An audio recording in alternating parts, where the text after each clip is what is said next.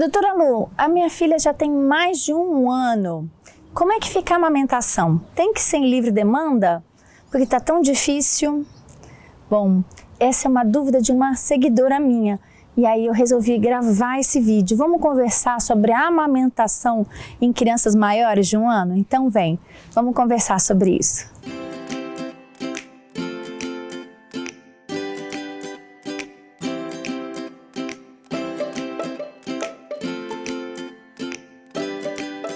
Olha, em primeiro lugar, se você está amamentando e sua criança já tem mais de 1 ano, palmas, palmas, você merece, porque não é fácil. Eu sei quantos desafios e também quantas críticas você escuta, né? Mas olha, parabéns. Eu quero deixar aqui meu coração, meu reconhecimento, como você é guerreira, como você superou. E se de repente você não conseguiu, mas você está assistindo esse vídeo, todo o meu carinho igualmente, porque aqui é meu reconhecimento a todas as mamães e a todas as famílias. Mas vamos ao assunto do vídeo. Como é que fica a amamentação depois do 1º ano? Precisa ser em livre demanda? Não, não é necessário ser em livre demanda.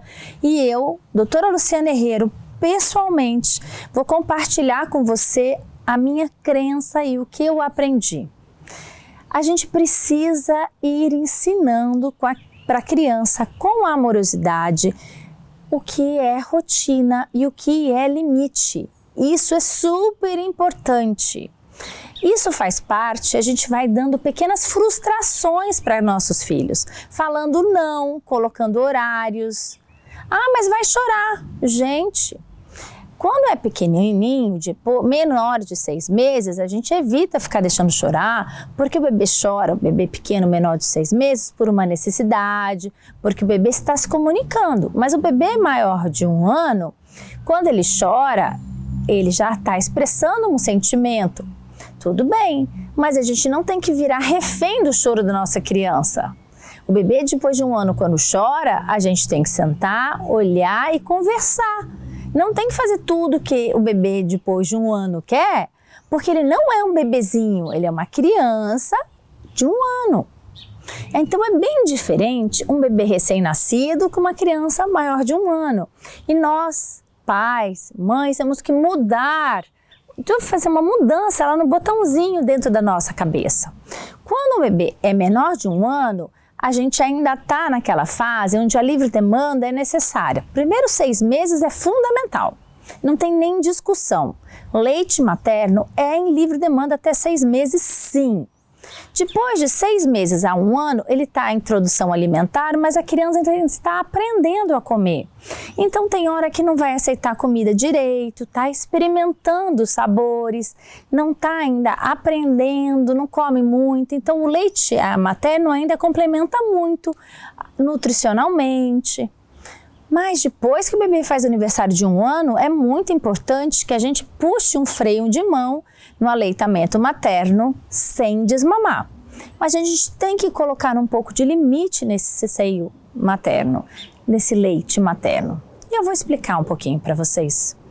Não é que a gente vai desmamar, não. A gente deve sim continuar amamentando até 2 anos ou mais, mas não é da mesma forma que era quando o bebê era de 0 a 6 e também não é da mesma forma que era de 6 meses a 1 ano. Não, é diferente. Quando o bebê era recém-nascido, né, 0 a 6, o peito era o universo do bebê. Nosso peito era a continuação do útero. Ele estava vivendo aquela fase de gestação extrauterina. Ele nem sabia que tinha nascido, então por isso que ele queria ficar no peito o tempo inteiro. Era um piercing de mama, né? Não tinha hora, toda hora, e às vezes emendava dias, era dia e noite, era aquela loucura. Mas isso fazia parte, porque ele estava se adaptando aqui fora.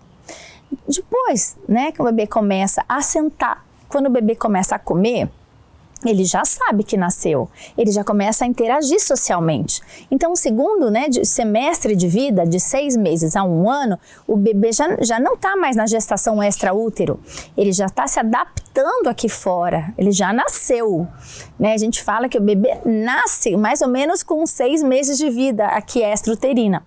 Mas a amamentação ainda continua muito importante porque ele ainda não aprendeu a matar a fome com os alimentos que a gente está oferecendo para ele. Ele vai aprender a matar fome conforme ele for conhecendo os alimentos. Por isso que os primeiros 6 meses de comida é para experimentar, para conhecer.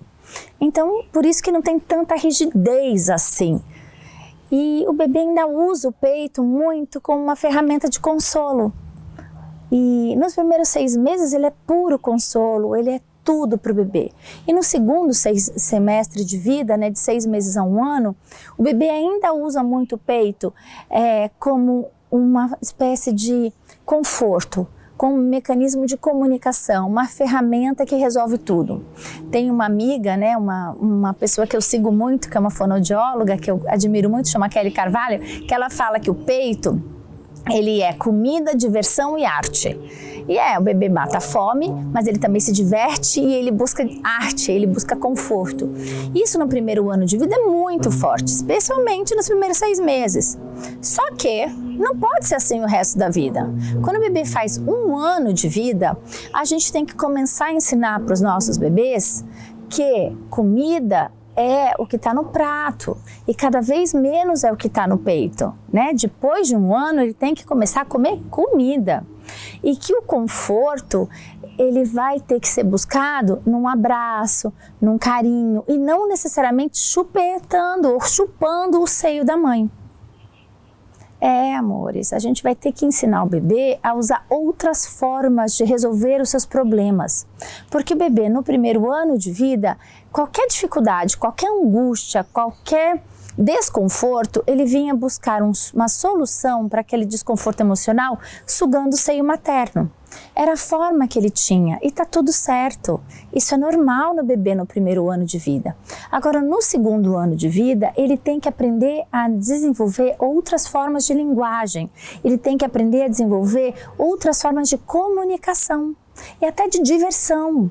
Ele tem que aprender a ser feliz fora do peito. E ele tem que aprender a criar uma comunicação com você, mãe, que não tem o peito no meio. Porque se o bebê só está com você quando está no seu peito, também não é legal.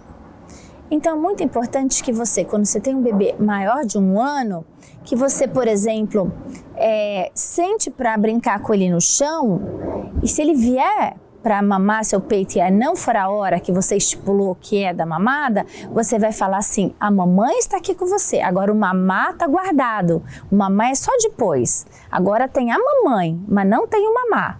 E você fazer com ele de vez em quando, né, essas falas, para ele começar a dissociar mamãe e mamá. Uma coisa é mamá, outra coisa é mamãe.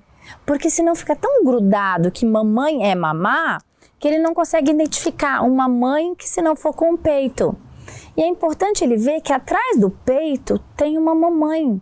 E essa mamãe brinca, essa mamãe lê história, essa mamãe é divertida. E ele começa a criar um vínculo com você. Porque até então ele só tinha vínculo com o seu peito.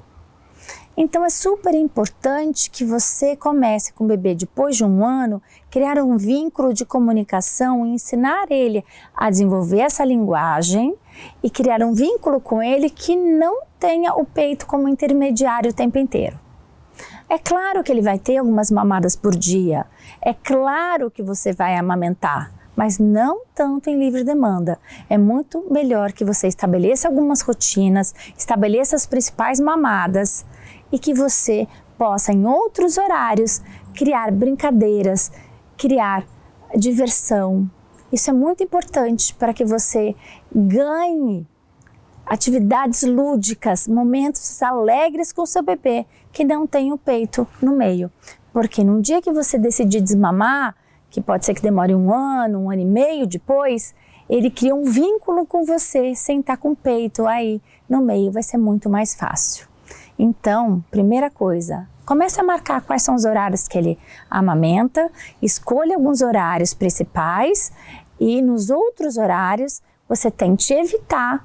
E aí você, em substituição ao mamar, você faça alguma atividade lúdica, alguma coisa gostosa, mas não ofereça o peito em livre demanda com os bebês depois de 1 ano. Principalmente antes das refeições. Dê um intervalo de 2 horas, pelo menos, antes do almoço e antes do jantar. É super importante que o bebê tenha fome para poder comer o almoço e o jantar.